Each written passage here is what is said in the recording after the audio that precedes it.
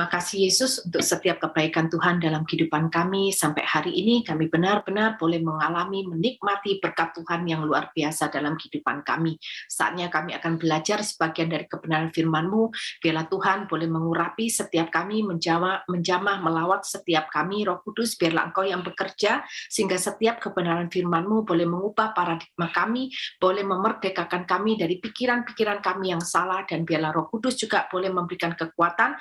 Apa yang sudah kami dengar akan kami lakukan di dalam kehidupan ini, sehingga benar-benar kehidupan kami semakin hari semakin berkenan di hadapan Tuhan. Terpujilah nama-Mu Bapa, di dalam dan nama Tuhan Yesus. Haleluya. Amin. Shalom semuanya. Malam ini kita belajar ya dengan tema lebih daripada pemenang ya. Nah, lebih daripada pemenang ini kita harus tahu latar belakangnya. Lebih dari pemenang ini adalah julukan yang diberikan kepada jemaat di Roma yang mengalami penganiayaan yang berat ya. Karena pada waktu itu Kaisar Roma itu berusaha untuk memusnahkan orang Kristen ya. Jadi kenyamanan demi ketidaknyamanan itu setiap hari itu harus mereka rasakan. Bahkan nyawa mereka itu menjadi taruhannya. Mereka itu dianiaya, mereka dirajam batu sampai mereka mati ya, mereka dimasukkan penjara, menjadi makanan binatang buas ya, mereka dipancung, mereka disalib ya. Bahwa kehidupan mereka itu setiap saat itu terancam karena apa? Karena imannya kepada Tuhan ya. Namun jemaat di Roma ini tetap setia mengikut Yesus dan tidak meninggalkan iman mereka, sekalipun penderitaan itu adalah makanan mereka sehari-hari ya.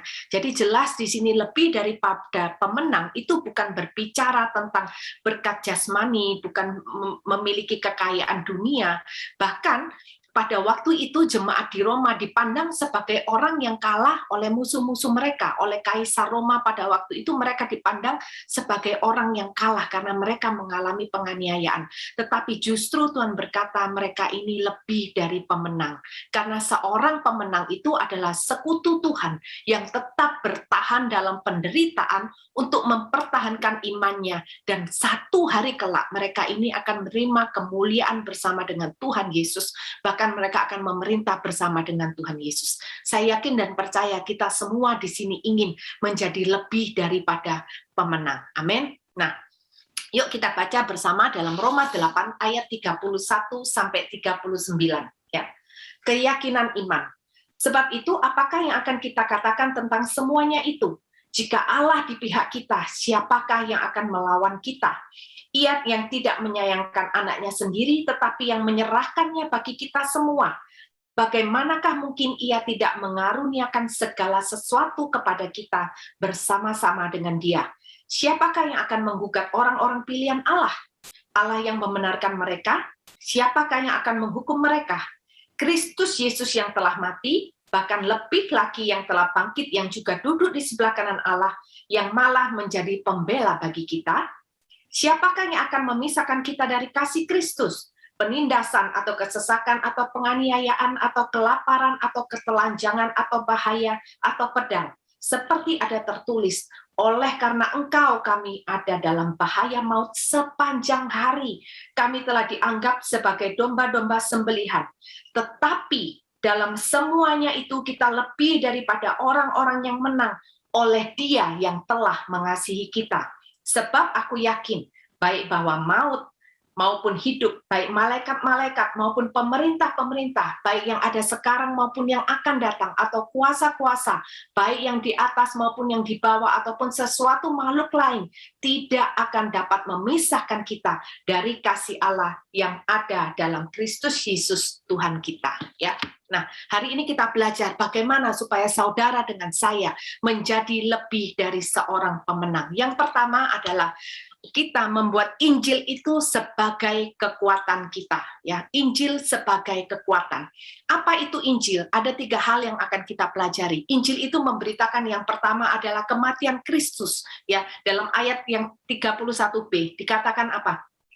Jika Allah di pihak kita, siapakah yang akan melawan kita? Nah, kematian Kristus ini justru membuktikan bahwa Allah itu di pihak kita. Mengapa? Nah, ketika manusia itu jatuh di dalam dosa, Allah itu turun ke dunia. Allah itu berhadapan dengan manusia, bukan untuk menghukum dan membinasakan manusia karena kejatuhannya. Tetapi Tuhan kita, Yesus Kristus, dia datang ke dunia untuk apa? Untuk menyelamatkan orang-orang berdosa, untuk menyelamatkan manusia berdosa, untuk menyelamatkan saudara dengan saya. Jadi ketika kita itu jatuh dalam dosa, ketika Adam dan Hawa jatuh dalam dosa, Allah itu mengutus putranya yang tunggal, satu-satunya yang dikasihinya, itu turun ke dunia menjelma menjadi manusia, bukan untuk membinasakan semua orang yang sudah jatuh dalam dosa. Tuhan tidak sedang berhadapan dengan manusia untuk membinasakan manusia yang berdosa ini, tetapi justru ketika Tuhan Yesus datang ke dunia, dia memberikan nyawanya di atas kayu salib, itu adalah keberpihakan Tuhan kepada manusia, agar dia bisa menyelamatkan manusia yang berdosa ini, agar Yesus bisa mendamaikan manusia yang berdosa ini dengan Allah kembali. Sehingga Yesus bersama-sama dengan kita, berlawanan dengan siapa? Melawan iblis. Tetapi Yesus ada bersama dengan kita. Itulah yang dikatakan apa? Tuhan Allah ada di pihak kita, maka siapa lawan kita? Enggak ada yang bisa lawan kita. Iblis berusaha menjatuhkan kita, tetapi ingatlah selalu bahwa Allah dengan kematiannya itu membuktikan bahwa Allah ada di pihak saudara dengan saya. Ya, bukan seperti kita. Mungkin kalau ada orang yang berbuat jahat kepada kita, kita langsung gini, oh oke, mulai sekarang dia itu musuhku, gitu ya. Dan biasanya kita berkata gini, oh kamu belum tahu ya siapa saya ini hamba Tuhan, kamu berani macam-macam sama hamba Tuhan, Allah itu ada di pihaknya hamba Tuhan. Nah, kita sering kali punya pengertian seperti itu. Kita berkata, aku ini loh anak Tuhan, kamu kok berani menjahati anak Tuhan? Allah ini loh di pihakku. Nah, itu pengertian yang salah. Sekalipun mungkin ya, ketika saya berbuat jahat terhadap Franz, saya mendapatkan hukuman, saya mendapatkan apa yang saya tuai dari apa yang saya tabur. Tetapi itu karena kesalahan dan dosa saya, bukan karena saya menjahati pribadinya si Franz. Karena Tuhan itu tidak melihat siapa yang saya jahati. Saya mau berbuat jahat kepada Franz, saya mau berbuat jahat kepada si A, si B. Apapun itu, tuaiannya sama. Kalau saya berbuat dosa, maka saya akan menuai maut. Gitu ya. Jadi ketika Tuhan Allah di pihak kita, bukan berarti Tuhan itu menghukum orang yang berbuat jahat karena kita, bukan. Tetapi karena memang Tuhan punya hukum tabur tuai, Tuhan punya tatanan, sehingga ketika orang menabur apa yang jahat, dia pun juga akan menuai yang jahat, gitu ya. Jadi kita jangan lagi punya pengertian bahwa oh kalau orang menjahati kita sebagai orang Kristen, Allah di pihak kita. Memang Allah di pihak kita, tetapi bukan untuk menghukum orang-orang yang berbuat jahat. Karena apa? Mereka pun juga adalah orang-orang yang dikasih Tuhan. Tuhan pun juga ada di pihak mereka untuk mereka apa? Supaya mereka bertobat. Tetapi ketika mereka menabur yang jahat, mereka pun juga akan menuai yang jahat. Begitu ya. Oke. Nah, inilah yang menjadi kekuatan bagi kita dalam menghadapi proses masalah dalam kehidupan di dunia ini. Bahwa segala kesusahan, penderitaan hidup, ancaman, bahaya, tantangan, kematian, dan kuasa apapun yang ada di dunia tidak dapat memisahkan kasih Tuhan dengan kita. Kita itu lebih dari pemenang karena apa? Ada pribadi Tuhan, ada kasih Tuhan yang selalu ada buat kita untuk menghadapi penderitaan, untuk menghadapi masalah. Jadi lebih daripada pemenang bukan berbicara adalah ketika masalah kita diselesaikan, bukan berbicara ketika penderitaan kita kemudian diselesaikan, masalah kita dipulihkan oleh Tuhan, tidak. Tetapi kita lebih dari pemenang, karena apa? Karena kita punya Tuhan yang selalu memberikan kekuatan, kita punya Tuhan yang selalu memberikan kasih-Nya kepada kita. Dan ketika penderitaan itu terjadi, masalah terjadi dalam kehidupan kita, bukan berarti Tuhan itu berhenti mengasihi kita semua. Tidak, Tuhan tetap mengasihi kita semua. Dan ketika kita tetap taat dan setia seperti jemaat di Roma, seperti Paulus, satu hari kelak kita akan merasakan yang namanya kemuliaan Tuhan itu ada di dalam kehidupan kita. Ya. Jadi kalau kita benar-benar tinggal di dalam kasih Tuhan, maka sebenarnya kita ini sudah tidak kekurangan suatu apapun. Kita boleh berkata apa?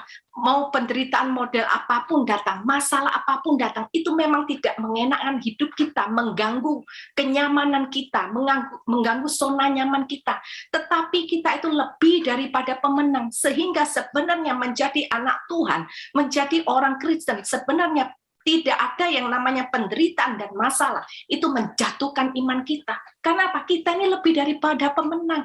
Kita ini punya Tuhan. Kita punya kasih Tuhan yang begitu besar buat saudara dengan saya. Sehingga kita semua bisa melalui setiap penderitaan, setiap masalah yang ada. Dan ketika kasih Tuhan itu begitu besar, apapun yang terjadi, Tuhan itu selalu menunggu kita dengan kasih-Nya. Jadi kalaupun kita jatuh di dalam dosa, kita harus bangkit kembali. Jangan kemudian kita jatuh dalam dosa, kemudian kita putus asa, karena kita merasa kita sudah orang yang berdosa, kita tidak layak. Memang kita orang yang tidak layak, tetapi kita harus ingat bahwa kita ini adalah orang yang lebih daripada pemenang. Karena apa? Dosa itu pun juga Tuhan bisa mengampuni kalau kita bertobat. Ya, jadi setiap saat ketika kita jatuh dalam dosa, ingat bahwa kasih Tuhan itu selalu menunggu kita. Ya, juga ketika kita merasa sendiri, tidak ada seorang pun yang peduli. Ingatlah bahwa kasih Tuhan Allah itu selalu peduli kepada kita. Jadi apapun ketika masalah itu terjadi, tidak ada orang yang peduli. Kemudian kita putus asa karena kita merasa tidak ada orang yang memperhatikan aku, tidak ada satu orang pun. Tapi ingatlah ada satu pribadi yang berkuasa, yang luar biasa, mengasihi saudara, bahkan nyawanya aja juga dia berikan buat saudara. Ya, saudara. Seberat apapun pergumulan masalah, itu tidak akan pernah bisa merampas penghiburan Tuhan buat saya dan saudara. Apapun masalahnya, seberat apapun, ya. Kadang kita bisa melihat teman-teman kita, tahu, oh ini masalahnya berat, tapi kenapa? Dia masih tetap bisa ceria, dia masih bisa selalu tersenyum, ya. Fran juga pernah cerita kepada saya masalahnya tentang keluarganya, bagaimana keluarganya yang tidak mengenal Tuhan, dia juga kepikiran. Tapi saya lihat Fran setiap hari ya tetap sama, tetap Fran yang selalu ada ceria, yang tetap nyeloteh gitu ya. Bahkan kadang-kadang Fran bisa nggak diam sedikit gitu ya. Tapi karena apa? Selalu ada sukacita, penghiburan Tuhan itu selalu ada buat setiap kita, itu cukup buat kita semua. Oleh karena itu, ketika Paulus juga mengalami aniaya yang amat sangat, dia masuk penjara, sukacita jasmaninya itu dirampas oleh musuh-musuhnya. Musuh-musuhnya itu diperintah oleh Kaisar Nero. Nyawanya Paulus itu terancam setiap saat. Tetapi kenapa kok Paulus itu bisa bertahan? Karena Paulus meletakkan kekuatannya di dalam kasih Allah. Dan di dalam kasih Tuhan, Paulus itu tidak lagi membutuhkan yang lain. Dia sudah mendapatkan segalanya. Karena dia merasa penuh, dia merasa utuh di dalam kasih Tuhan. Sehingga ketika Paulus juga harus menghadapi nyawanya terancam, dia harus dipenggal, hukuman penggal dia harus hadapi. Paulus mengatakan, enggak apa-apa, karena aku sudah lebih daripada pemenang. Karena di dalam kasih Kristus, aku sudah menjadi utuh, aku tidak kekurangan suatu apapun. Bahkan ketika aku harus meregang nyawa, kepalaku harus dipenggal, aku tahu bahwa Tuhan Yesus sudah menungguku di dalam kerajaannya. Ya. Jadi Allah di pihak kita. Siapa lawan kita? Artinya apa? Bahwa kita ini saudara dengan saya mampu menghadapi penganiayaan, penindasan, ketidakadilan, kejahatan, masalah, pergumulan apapun. Karena apa? Selalu ada kekuatan dan kasih Allah dalam kehidupan kita. Dan tidak ada seorang pun atau masalah apapun yang bisa memisahkan kasih Tuhan dengan kita. Amin. Yang kedua, kekuatan Injil itu berbicara tentang apa? Kebangkitan Kristus, ya. Dalam ayat yang ke-34. Kristus Yesus yang telah mati, bahkan lebih lagi yang telah bangkit, yang duduk di sebelah kanan Allah, yang malah menjadi pembela kita, ya. Sebelah kanan Allah coba kita garis bawahi ya pakai tinta merah. Nah, orang dulu itu kalau duduk di sebelah raja, maka orang itu adalah orang yang dekat dengan raja. Dan raja pasti mendengar nasihat, dan bahkan juga raja ini memberikan kekuasaan kepada orang tersebut. Nah, ketika Tuhan Yesus bangkit, dia duduk di sebelah kanan Allah. Ini menunjukkan bahwa apa? Tuhan Yesus, Tuhan kita itu punya kuasa yang luar biasa, dan dia punya kehidupan pribadi yang akrab dengan Tuhan. Bagaimana dengan kehidupan kita hari-hari ini? Apakah kita punya hubungan pribadi yang erat dengan Tuhan? Orang yang rajin untuk ibadah belum tentu dia punya hubungan pribadi dengan Tuhan. Ya, kalau kita mau punya hubungan pribadi dengan Tuhan, artinya kita harus meluangkan waktu, menyiapkan waktu untuk kita punya saat teduh hubungan kita sendiri dengan Tuhan. Dan bagaimana kita melibatkan Tuhan dalam keseharian kita. Kita tidak bisa bilang, ini sahabat saya, ini teman dekat saya, tapi kemudian kita juga jarang berbicara dengan dia. Kita jarang berinteraksi, nggak bisa. Tetapi seorang sahabat, dia akan terus bisa saling berkomunikasi, menceritakan segala hal apa yang ada, saling berbagi, suka dan duka. Nah, kalau kita punya hubungan pribadi yang erat dengan Tuhan, itu yang justru menjadi kekuatan bagi kita. Ya. Kebangkitan Kristus itu menunjukkan bahwa apa? Tuhan itu berkuasa atas maut, Tuhan itu punya kuasa yang segala-galanya, dan Tuhan adalah Allah yang berada di pihak kita. Apa yang kita takutkan? Kalau memang Tuhan mau, dalam waktu itu saja Tuhan mengubah kehidupan kita, Tuhan itu sanggup, Tuhan itu bisa. Tetapi ketika Tuhan membiarkan itu semua terjadi, kita percaya bahwa ada segala sesuatu yang jauh lebih penting. Kenapa kok kita harus mengalami yang namanya penderitaan? Kenapa kok kita harus mengalami yang namanya masalah dalam hidup ini? Ya, kebangkitan Kristus menjadi kekuatan bagi kita. Karena apa? Karena kita tahu bahwa menyadarkan kita, mengingatkan kita sekali lagi bahwa kita itu kehidupan kita bukanlah di dunia ini.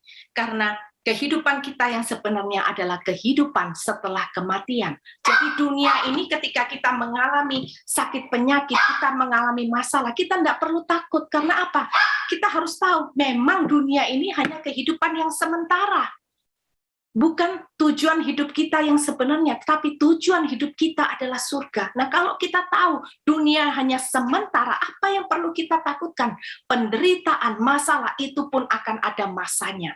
Yang penting bagiku adalah setelah kehidupanku selesai di dunia, aku masuk dalam kerajaan surga. Aku menerima kemuliaan Tuhan dan aku memerintah bersama Tuhan Yesus di surga. Itu yang menjadi kekuatan bagi setiap kita. Dan yang ketiga, Injil sebagai kekuatan itu apa? Ketika Tuhan memberikan Roh Kudus kepada saudara dengan saya, ya. Ayat 32C. Bagaimanakah mungkin ia tidak mengaruniakan segala sesuatu kepada kita bersama-sama dengan Dia? Segala sesuatu. Segala sesuatu di sini adalah semua yang berhubungan dengan keselamatan. Itu yang diberikan Tuhan kepada kita, termasuk Roh Kudus sebagai penolong saudara dengan saya. Jadi jangan berpikir bahwa segala sesuatu itu Tuhan karuniakan kepada kita, itu tentang berkat jasmani, tentang kekayaan, tentang jabatan. No, bukan hal itu. Tetapi segala sesuatu yang berhubungan dengan apa? Keselamatan. Karena ingat, Tuhan Yesus turun ke dunia bukan untuk menjadikan saudara dengan saya orang yang kaya. Tuhan tidak menjamin itu. Tetapi satu visi dan misi yang Tuhan punya ketika dia turun ke dunia adalah apa? Tuhan Yesus memberikan keselamatan buat saudara dengan saya. Dan segala sesuatu yang berhubungan dengan keselamatan, itulah yang akan Tuhan karuniakan kepada saudara dengan saya. Termasuk Roh Kudus sebagai penolong, termasuk kekuatan, termasuk hikmat, termasuk apa pengenalan yang luar biasa kepada Tuhan, sehingga kita kuat untuk menjalani semuanya. Bahkan kita ini lebih daripada pemenang. Karena apa? Setiap saat anak Tuhan itu diberikan Roh Kudus. Supaya apa? Supaya Roh Kudus ini memimpin setiap kehidupan saudara dengan saya. Sekalipun kita mengalami penderitaan, sekalipun kita mengalami aniaya, masalah, hidup kita ini tidak tersesat. Hidup kita tetap berada di jalan track yang benar, di dalam kebenaran firman, sehingga penderitaan masalah apapun yang menghadang, jalan kita itu tetap menuju kepada kehidupan kekal, bukan kebinasaan, ya. Dan juga di dalam penderitaan, Roh Kudus itu akan selalu memberikan kita kekuatan dan kemampuan untuk kita itu bisa menjalani sampai akhir tetap taat dan setia. Jadi ketiga hal itulah yang menjadikan setiap orang beriman itu lebih daripada pemenang. Karena apa? Kematian Kristus yang menunjukkan kasih-Nya kepada kita. Kematian Kristus yang menunjukkan bahwa Tuhan berpihak kepada kita. Yang kedua adalah kebangkitan Kristus yang memberikan kita pengharapan akan adanya sebuah kehidupan yang tak ternilai dibandingkan kebahagiaan kita di dunia. Dan yang ketiga adalah Roh Kudus yang selalu memimpin langkah hidup kita di jalan Tuhan dengan taat dan setia sampai pada akhirnya. Ya. Dan yang kedua, bagaimana kita bisa menjadi seorang pemenang adalah menyadari bahwa hidup ini adalah peperangan. Ya, kita nggak bisa selalu menjadi anak Tuhan yang nyantai aja. Udahlah easy going. Apa yang terjadi besok adalah masalah besok. Memang iya. Tetapi setiap hari kita harus membuat persiapan. Siap sedialah sesuatu. Karena apa? Hidup ini adalah peperangan, saudara. Sama seperti tentara ketika dia memutuskan bahwa dia mau menjadi seorang tentara yang mengabdi buat negaranya, maka paradigmanya, cara berpikirnya dia harus ubah. Dia nggak bisa lagi menjadi seorang pemuda yang nyantai aja. Tapi dia harus tahu bahwa dunia yang akan aku masukin ini adalah dunia peperangan, sehingga aku nggak bisa nyantai-nyantai. Aku harus bersiap sedia setiap saat. Dia harus melatih badannya, ya, olahraga. Dia harus siap bagaimana caranya supaya dia punya nafas yang baik, dia kuat naik turun tebing gitu ya. Dia mempersiapkan bagaimana supaya dia bisa membidik senjata itu dengan tepat. Kan nggak lucu, saudara, kalau tentara nembaknya tembak 100 kali hanya 1 kali yang kena gitu ya. Nah, itu pun yang terjadi dengan kita. Setiap hari kita harus tahu bahwa hidup kita ini bukan hanya kehidupan yang biasa, tetapi kehidupan peperangan, sehingga kita harus siap sedia setiap saat. Ya, karena apa? Yang pertama, hidup ini bukanlah kenyamanan. Hidup ini bukan kenyamanan. Ya, coba kita baca.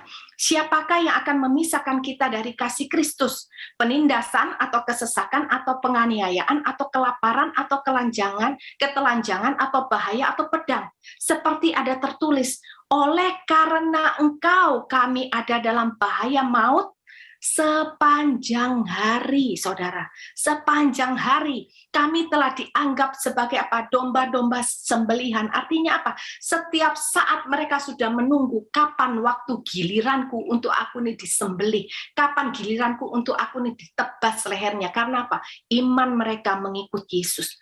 Di sini Tuhan mengingatkan, kalau jemaat Roma dan Paulus mengalami itu semua, kita diingatkan kembali. Mungkin kita saat ini beribadah memang free, memang bebas, tanpa adanya gangguan. Tetapi kita harus ingat, mengikut Yesus bukanlah memasuki kehidupan yang penuh kenyamanan. Kita jangan seperti orang Yahudi yang menantikan Mesiasnya. Orang Yahudi itu kenapa tidak percaya kepada Tuhan Yesus? Karena mereka beranggapan Mesias itu adalah seorang raja yang berkuasa, yang akan memberikan mereka kenyamanan secara berkat jasmani, seorang raja yang akan selalu memberikan mereka kemenangan menghadapi musuh-musuh yang mereka hadapi. Sehingga ketika Tuhan Yesus itu datang tidak seperti apa yang mereka imajinasikan, mereka tidak percaya kepada Tuhan. Nah, ketika kita menjadi anak Tuhan, kita jangan punya pandangan seperti orang Yahudi. Jangan kita berimajinasi tentang Tuhan dengan pemikiran kita sendiri, tapi kita harus belajar mengenal Tuhan melalui kebenaran firman. Dan firman Tuhan hari ini mengingatkan kita semua bahwa mengikut Yesus, sejak saudara memberikan diri saudara dibaptis di dalam dan demi nama Tuhan Yesus, mengaku Tuhan sebagai Tuhan dan Juru Selamat satu-satunya, hidup kita ini adalah memasuki dunia peperangan. Hidup kita tidak lagi berbicara tentang kenyamanan. Ya, coba kita lihat nanti saudara bisa baca sendiri dalam Matius 16. Ya, di situ ada murid Yesus yang bernama Petrus. Ya, pada waktu itu Yesus itu bertanya kepada murid-muridnya. Ya, nanti Matius 16 saudara bisa baca. Yesus itu bertanya, kata orang, siapakah anak manusia itu? Kemudian murid-murid Yesus ada yang menjawab, Yohanes Pembaptis, ada yang menjawab Elia, ada yang menjawab Yeremia, bahkan juga ada yang menjawab anak manusia itu salah satu nabi, gitu ya. Dan hanya Petrus yang berkata apa? Engkau adalah Mesias, anak Allah yang hidup. Rupanya Petrus tahu bahwa Yesus itu adalah Allah. Dan kemudian Yesus ini memuji Petrus dan berkata, engkau adalah Petrus, dan di atas batu karang ini aku akan mendirikan jemaatku, dan alam maut tidak akan menguasainya. Dan kepada Petrus diberikan kunci kerajaan surga. Ya, luar biasa. Itu adalah pujian dan apresiasi Tuhan Yesus kepada Petrus. Namun apa yang terjadi, saudara? Namun setelah itu, ketika Yesus selesai memberikan kunci kerajaan surga kepada Petrus, Yesus ini mulai memberitakan tentang penderitaan yang harus Tuhan Yesus alami. Dan kemudian Petrus ini menegur Yesus dan berkata, Tuhan, kiranya dijauhkanlah hal itu daripadamu. Dan kemudian Tuhan Yesus itu menjawab apa? Enyahlah Petrus, bukan. Tuhan Yesus berkata apa? Enyahlah iblis. Petrus yang sebelumnya itu dipuji oleh Tuhan, bahkan diberi kunci kerajaan surga. Tetapi pada waktu itu juga Tuhan berkata apa? Enyahlah iblis, engkau suatu batu sandungan bagiku. Sebab, kenapa? Engkau bukan memikirkan apa yang dipikirkan Allah, melainkan apa yang dipikirkan manusia. Mengikut Yesus, menjadi anak Tuhan, jangan kita punya pengertian seperti Petrus, bahwa anak Tuhan, pengikut Tuhan tidak akan mengalami penderitaan. Orang Kristen itu spesial, akan selalu diluputkan dari mara bahaya, dari sakit penyakit, dari penderitaan, dari ketidakadilan. Siapa yang bilang, saudara? Ya, kita jangan seperti Petrus, jangan mengenal Tuhan dengan pemikiran manusia, jangan dengan pemikiran diri kita sendiri. Karena apa? Bukan itu yang dipikirkan Allah. Tetapi Allah itu berpikir apa? Bahwa Tuhan tidak pernah menjamin kenyamanan selama di dunia, tetapi Tuhan itu selalu menjamin kenyamanan dan sukacita kita semua di dalam surga suatu hari kelak. Ya. Tidak masalah mengalami penderitaan dan aniaya. Karena apa? Kemuliaan itu sedang menanti kita di dalam kehidupan yang kekal. Ya. Jadi jangan selalu berpikir Tuhan selalu akan meluputkan kita orang Kristen dari sakit penyakit. Kita lihat berapa banyak hamba Tuhan yang meninggal ketika COVID ini terjadi. Apakah kehidupan mereka tidak berkenan di hadapan Tuhan sehingga Tuhan menghukum mereka dengan penyakit COVID? Tidak. Ya. Bukan, tetapi di sini kita juga harus belajar. Memang itu adalah cara kematian buat mereka, tetapi cara kematian tidak menentukan keselamatan. Yang penting bagaimana selama mereka hidup, mereka tetap taat dan setia. Mereka lebih daripada pemenang. Itu yang mereka lakukan dalam kehidupan ini, ya saudara. Nah, setiap hari itu kita harus taruh bahwa adalah peperangan buatku. Iblis itu akan selalu berusaha untuk menjatuhkan kita, tetapi katakan aku akan keluar lebih daripada pemenang. Karena aku tahu bahwa setiap hari itu peperangan, aku siap sedia. Sehingga ketika masalah itu terjadi, kita nggak kaget-kaget lagi. Loh kok gini ya? Loh ternyata kok kayak gini ikut Tuhan? Loh kok banyak masalah? Banyak sekali yang seperti itu. Ya, banyak sekali yang orang seperti, karena apa? Mereka berpikir mengikut Tuhan itu kehidupan yang nyaman. Tuhan katakan no, mengikut Tuhan bukan kehidupan yang nyaman, tetapi adalah peperangan setiap saat. Karena apa? Iblis, masalah, penderitaan akan selalu berusaha untuk menjatuhkan saudara dengan saya. Ya. Yang kedua, apa yang harus kita lakukan? Peperangan terhadap diri sendiri. Roma 7 ayat 19. Sebab bukan apa yang aku kehendaki, yaitu yang baik yang aku perbuat, melainkan apa yang tidak aku kehendaki, yaitu yang jahat yang aku perbuat. Roma 7 ayat 19 ya. Di sini Paulus mengingatkan kita bahwa apa? Setiap hari kita nih diperhadapkan kepada apa? Yang pertama kita melakukan kebenaran firman, yang kedua kita melakukan dosa. Paulus mengatakan dia tahu apa yang baik, tapi kemudian ternyata apa yang Paulus lakukan justru bukan yang dia kehendaki. Jadi bukan yang baik yang dia lakukan. Disinilah Peperangan terhadap siapa? Terhadap diri kita sendiri setiap hari. Apakah saudara mengikut firman Tuhan atau saudara mau melakukan segala sesuatu yang tidak berkenan di hadapan Tuhan? Setiap hari ini adalah peperangan, setiap hari ini adalah pertentangan, saling menarik satu dengan yang lainnya.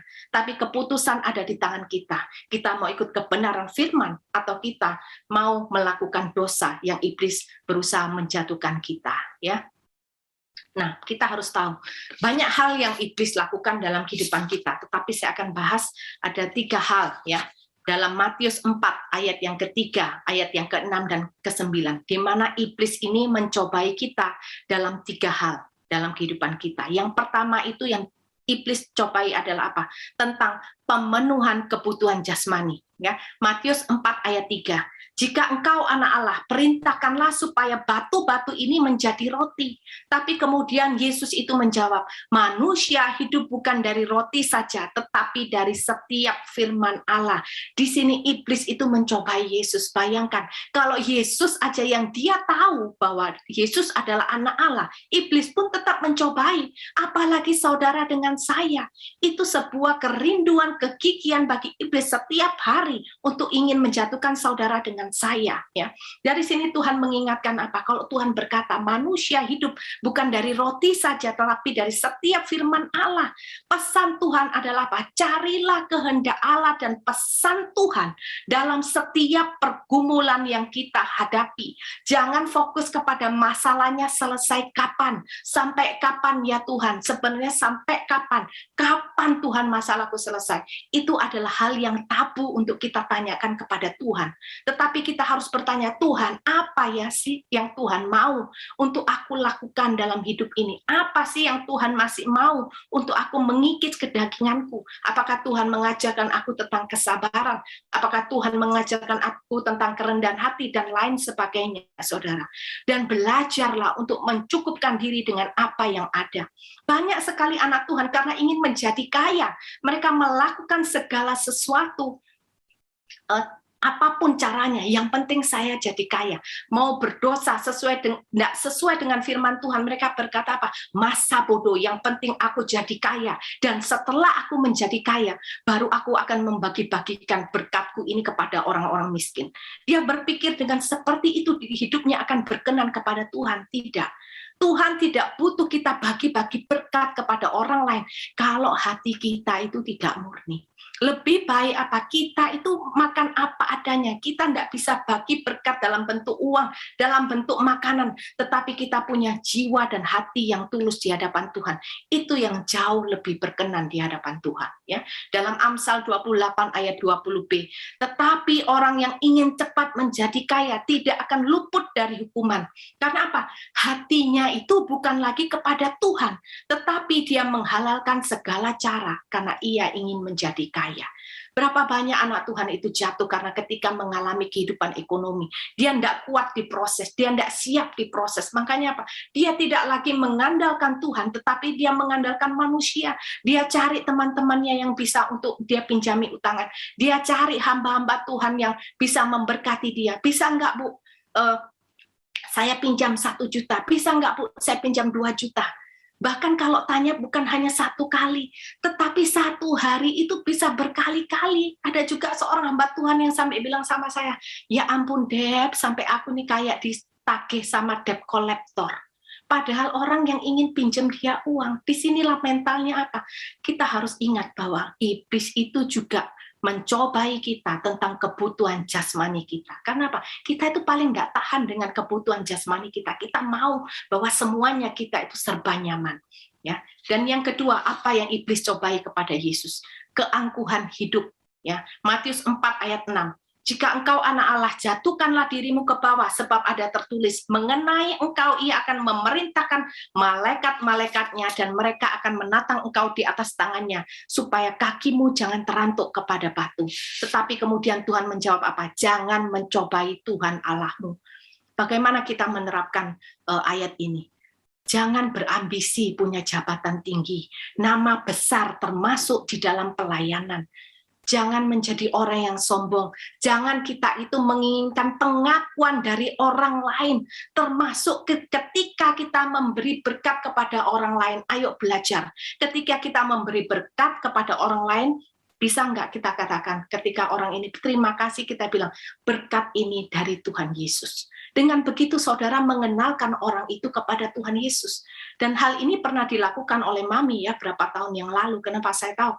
Memang karena itu waktu itu Mami minta tolong saya buat kata-katanya, nggak ditulis dari berkat ini dari Feni Wijanarko begitu ya, atau Mami juga nggak tulis berkat ini dari PD Victory, enggak, tetapi Mami tulis, nih tolong tulis berkat dari Tuhan Yesus, dan Tuhan Yesus mengasihi dan memberkatimu. Menurut saya itu adalah hal yang indah, yang kelihatannya sederhana. Mungkin orang-orang berkata apa, Allah kayak gitu itu lebay lah. Sekarang ini di mana-mana, bahkan di gereja-gereja kalau memberikan berkat selalu dikasih tulisan dari gereja A, dari gereja B, dari PDA, dari PDB. Tapi kita ingat saudara, jangan kalau kita berbuat seperti itu, kita pikir, oh itu sudah kebiasaan umum. Memang mengikut Yesus kita harus berani melakukan sesuatu yang berbeda dari yang umumnya, tetapi kita tetap mengikut kebenaran firman Tuhan. Nah, kalau kita berkata apa?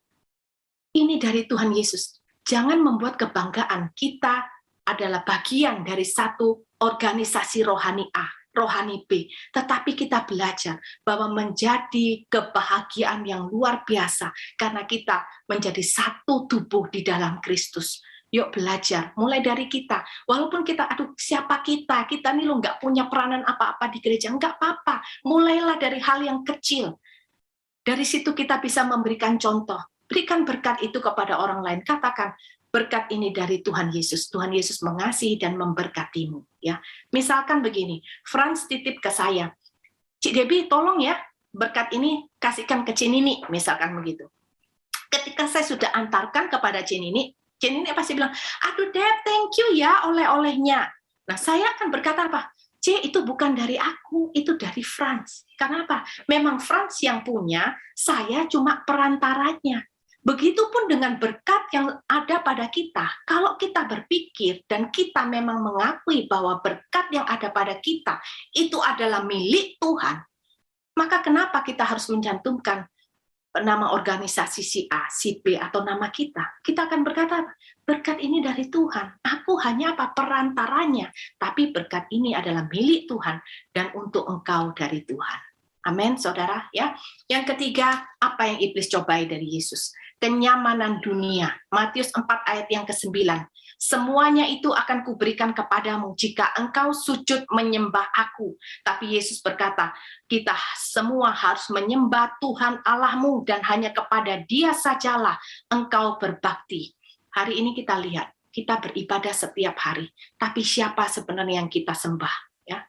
Kita menyembah Tuhan atau sebenarnya kita menyembah diri kita sendiri. Kalau kita berdoa kepada Tuhan, itu hanya untuk kenyamanan dunia. Berarti apa? Kenyamanan dunia itulah yang kita sembah. Diri kita lah yang kita sembah. Diri kita lah yang kita prioritaskan. Berarti kita bukan menyembah Tuhan, saudara. Ya. Yuk kita belajar, hidup ini jangan dikuasai oleh kenyamanan dunia. Kita harus punya penguasaan diri yang benar, yang sepenuhnya memberikan hidup ini dikuasai oleh Roh Kudus dan berbakti kepada Tuhan. Bagaimana jika kita diberkati Tuhan luar biasa? Maka jangan naikkan levelmu kepada sesuatu yang bersifat jasmani, yang sesuatu bersifat duniawi. Jangan naikkan level kenyamanan hidupmu, tetapi naikkan level kita untuk kita memberi kepada orang lain, dan biarlah pemberian yang melalui kita ini mereka bisa mengenal Tuhan sebagai pemberi berkat. Ya, yang terakhir, apa yang harus kita lakukan untuk menjadi seorang pemenang? Kita harus mengenakan kehidupan Yesus. Ya, ketika Tuhan Yesus itu turun ke dunia untuk sebuah karya keselamatan umat manusia, tapi Tuhan Yesus itu punya misi yang lainnya, yaitu apa? Memberikan keteladanan bagaimana hidup yang berkenan di hadapan Tuhan. Ya, kalau kita ini bisa mengenakan kehidupan Kristus, kita gimana caranya supaya kita bisa mengenakan kehidupan Kristus? Hanya bila kita itu kagum kepada sosok Tuhan Yesus. Hari ini siapa sih yang kita kagumi? Hari ini kita ngefans kepada siapa? kepada bintang Korea, artis Korea, atau kepada Tuhan Yesus, ya. Anak-anak muda sekarang, waduh, pujaannya apa? Artis Korea, maka mereka akan berusaha untuk mengikuti semua yang dilakukan oleh artis Korea ini, gitu ya, oleh pujaan hatinya. Pujaan hatinya potong rambut, mereka juga ikut potong rambut dengan model yang sama. Artis Koreanya semir, mereka juga ikutan. Artis Koreanya pakai baju ini, mereka juga ikutan. Semua mereka copy paste. Nah, hari ini kita belajar siapa yang kita kagumi. Kalau memang kita mengagumi sosok pribadi Tuhan Yesus, maka kita pastinya dengan sendirinya kita punya kerinduan untuk kita mengenakan kehidupan Yesus dalam kehidupan kita, ya. 1 Yohanes 2 ayat 6. Barang siapa mengatakan bahwa ia di dalam Dia, ia wajib hidup sama seperti Kristus telah hidup. Nah, hari ini, saudara dengan saya, kita benar-benar Kristen yang sejati atau kita ini hanya Kristen KTP? Kalau kita berkata, oh enggak, saya Kristen sejati, maka Kristen sejati itu dikatakan apa? Wajib hidup sama seperti Kristus telah hidup. Apa itu? Hidup yang didasari oleh kasih tanpa syarat. Kasih yang sudah kita terima daripada Tuhan, itu pula kita kembalikan, kita berikan kepada Tuhan dan kepada sesama. Ya. Dalam 1 Petrus 2 ayat 23, dikatakan ketika ia dicaci maki, ia tidak membalas dengan caci maki. Ketika ia menderita, ia tidak mengancam, tetapi menyerahkannya kepada Dia yang menghakimi dengan adil. Bagaimana kalau kita ini disakiti orang lain? Nggak membalas, bagus. Tetapi sekalipun tidak membalas, kita pun juga tidak boleh berkata, tunggu ya pembalasan dari Tuhan. Kalau hanya aku yang balas, aduh itu kecil. Tapi kamu tunggu kalau Tuhanku yang balas. Karena apa? Aku ini biji matanya Tuhan. Itu pun tidak berkenan di hadapan Tuhan karena kita punya hati yang jahat. Tetapi kita belajar seperti Tuhan Yesus, ketika dia dicaci maki, dia tidak membalas, bahkan apa? Tidak mengancam. Nggak seperti kita, walaupun orang yang menyakiti itu nggak dengar apa yang kita omong, tapi kita ngomong dalam hati, tunggu ya. Kalau misalkan saya jengkel dengan Frans, kemudian saya bilang, kamu lihat ya Frans, kamu lihat, kamu nggak tahu ya siapa aku ini biji mata Tuhan, kamu lihat ya, kamu ditampar sekali sama Tuhan, rasain kamu. Nah, itu juga nggak boleh. Tetapi belajar kepada seperti Yesus, menyerahkannya kepada Allah yang menghakimi itu dengan adil, ya, saudara. Yang kedua, apa yang Tuhan Yesus lakukan? Dia hidup untuk mencari perkara di atas. Ingat, Tuhan Yesus datang untuk karya keselamatan. Kita pun juga harus hidup berfokus kepada keselamatan kita, ya, bukan kepada hal-hal yang lain. Yang terakhir adalah apa? Hidup dengan karakter yang Kristus miliki. Apa itu? Murah hati, sabar, tidak kompromi dengan dosa, setia, lemah lembut, rendah hati, termasuk kita mau diajar oleh Tuhan melalui penderitaan dan masalah, ya. Paulus sebagai rasul berkata di dalam Filipi 3 ayat 17, saudara-saudara, ikutilah teladanku dan perhatikanlah mereka yang hidup sama seperti kami yang menjadi teladanmu. Karena apa? Karena kita ini kewarganegaraan kita adalah di dalam surga, ya. Filipi 3 ayat 20a. Kita ini sudah menjadi warga negara surga, maka dari itu ketika kita sudah menjadi warga negara kerajaan surga, bukan lagi warga negara dunia, maka kita pun wajib mengenakan kehidupan Yesus. Ingat, identitas kita, warga negara kita, warga kenegaraan surga, bukan dunia.